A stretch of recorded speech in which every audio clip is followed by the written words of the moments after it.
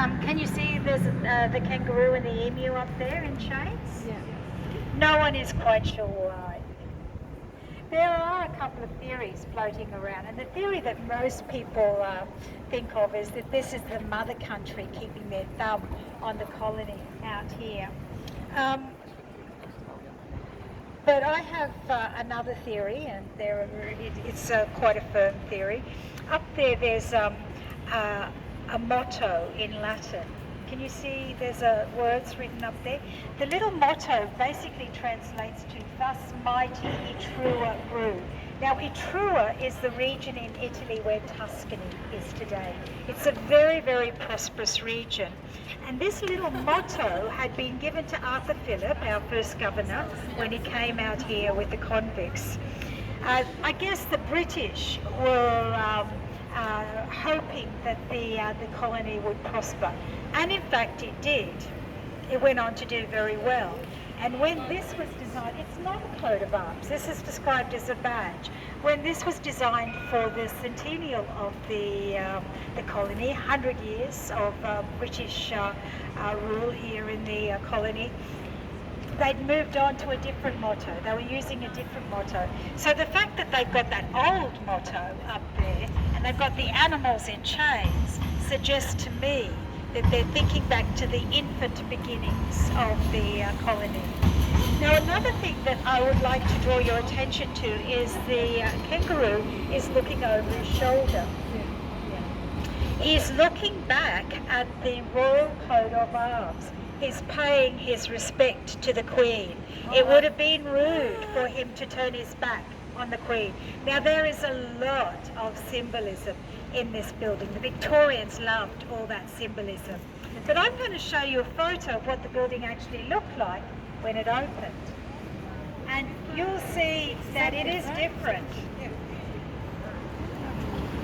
And what I might do is, if you could allow me just to come through a little bit, I'll go around and show everyone the pictures.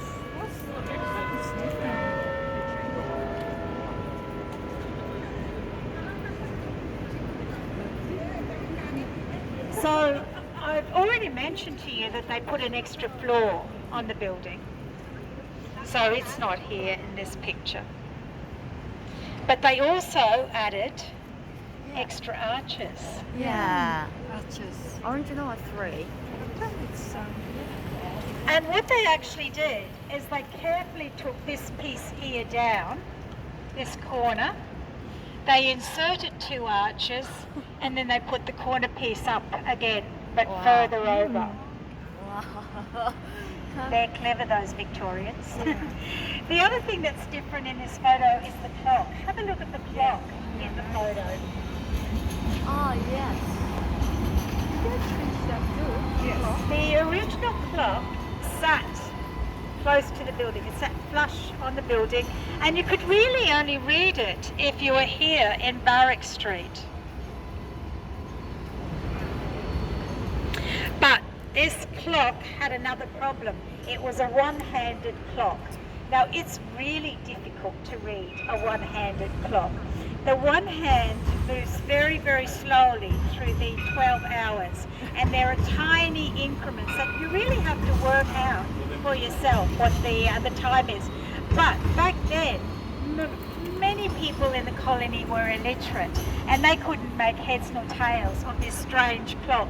So 4 years after the building opened, this clock came down and it was replaced with the 3-sided clock that we see today. But the 3-sided clock has been moved up a floor when they built the 4th floor.